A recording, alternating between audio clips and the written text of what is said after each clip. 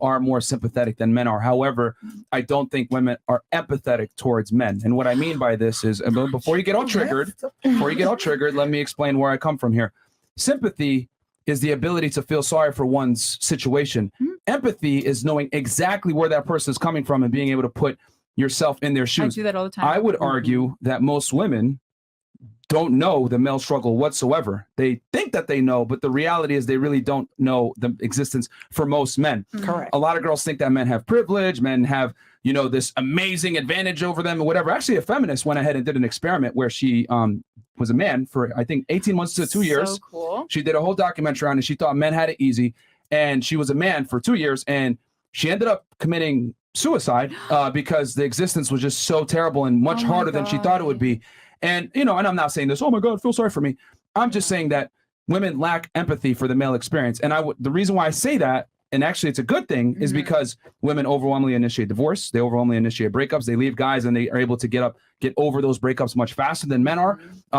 A big part of male suicide a lot of the times is precipitated by divorce and breakups. So or finances. I mean, yeah, but that comes from the breakup. So what I would say is that women have sympathy for sure, but I think that they lack empathy to the male experience. I wouldn't agree. I'm different. I've put myself in men's shoes. I'm speaking in general. So when I make an argument, it's not at you, it's in general. I would argue that women lack empathy for the male experience. And why should they know or understand? It doesn't matter, because women exist and men come and approach them. You guys don't know what it takes for a man to be attractive. You just respond to the attractive guy coming to you. But the reality is the man has to understand women to a deep degree to be able to get sex, relationships, etc. Right? The guy just gets it. That's what women look for. So I think women are sympathetic. However, I don't think that they're empathetic. And I think that's, you know, a part of a bigger biological thing. That's a speculation maybe. But in general, I've come to realize most women aren't empathetic to males. That's sad. Males.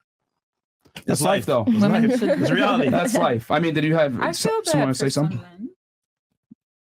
But that's sympathy. Did you have something that you want to say? I'm just letting you speak. Oh, okay. I thought you wanted to add something. Or I want to make sure everybody gets it. Does anybody else have anything they want to add or disagree or? All right, girl. So we were talking about Leo. I know we went. Yeah, that's how we started. We were talking about Leo DiCaprio. Yeah, being a predator. And he's allegedly. so not the same guy as in since Titanic. So it's I love that fat chubbo belly. I'll take Leo at any weight. What about you? I mean, I'd say that first and foremost that things change once you become a person like Leonardo DiCaprio. Like nobody's ever going to force him to stay with something that he's not feeling. I don't judge someone for leaving someone at 25, but I did also read this interesting portion where it's like they flip the script, right? Once women hit 25, like they reach a certain maturity level. I'm like, English is not my first language. We're no longer to be controlled. And that's the thing. Like you start having your own boundaries. You start realizing like this was not what I came into this for. And at that point, you might have a whole different view of life and ready to leave for what you're not actually in it for. But again, I don't judge it. I understand it. But yeah, the flip the script one is a good part to take in consideration when it comes to Leonardo DiCaprio for sure. It is. Controversial take. This isn't backed by studies, but I genuinely think that women typically don't mature until they stop getting attention from men. And that's when they get older. I don't necessarily disagree with you. I think that it took for me to like at least reach my 30s to realize what I wanted from a relationship. Yep, here we are again. But it also goes back and forth. Like depending on where you're at in your life, like it doesn't always have to be an age thing. I think once you're 25 and you live a life like the girls that date him, you might not be okay with certain things that comes with that lifestyle once you pass 25 because you want a different life for yourself. Like you want the kids, you want the marriage. That might not be what he wants. I think a girl has a couple like long-term relationships inside of her. Once she gets out of her, she's kind of like jaded in a way. Like for example, she might have 3 good like spots. Once that's taken up, she's like, damn, are all men this way? Okay, cool. Now in my head, it's how all men are. Yep. Yeah. So all right. What about you? Well, she said she loves him, right? I think he's great. So he can do no wrong, right? So Leo, he can't. Good or bad? Me? Yeah. I mean, I feel like even Merch. like at 25, So he dated you, broke with you at 25. How you feel? I'd be okay with it. You live and you learn. He's not your type anyway. Exactly. Yeah. Damn it. Get me. Damn it. All right. Okay. Cool. So we're gonna turn it to ladies then. And go ahead, y'all can go ahead and ask us a question or something that you guys had. I know somebody said they had something. I That they have want. a real. You did. I can't. I just want to know: do you believe if Mike, please. in a relationship, if you are in a relationship or married or whatever, do you think that it's possible for men to be loyal at all, like across the board? Freshest watch. That's literally what I was gonna say. Do you know any 100? man Yeah. that doesn't cheat, married, relationship, whatever? Well, I'll say this I first and just wanna foremost, know. just so you know. Black men don't cheat, just so you know. Oh, But on the other side of it, lies. I'm gonna say, if the guy has the option to cheat, yeah. and you don't find out, he's probably gonna do it. Now, some people won't do it, but how would you even know? So my thing is, most guys that have the opportunity to, if it's a hot girl that they've always wanted or actually like, or that's their type, and you might not find out, they might just do it. So you in a marriage, Mhm. you think that would happen too? the guy would have to make a commitment to himself, saying, you know what, I don't want it. But even then, like, let's You're say, for lying. example, you go out of state, he's horny, some chick comes on to him, is he gonna say no? Probably not. Case proven. So it's tough. It's tough. So all men cheat. No. I would say a vast majority do, but in certain scenarios, they're probably gonna cheat. So let's say the guy that doesn't cheat meets like a 10, that's like, you know what, I'm free, you're free, let's link up. He might just say yes, just because you're not there, or you could be there too. Who knows? Men in general are only as faithful as their options. Yeah.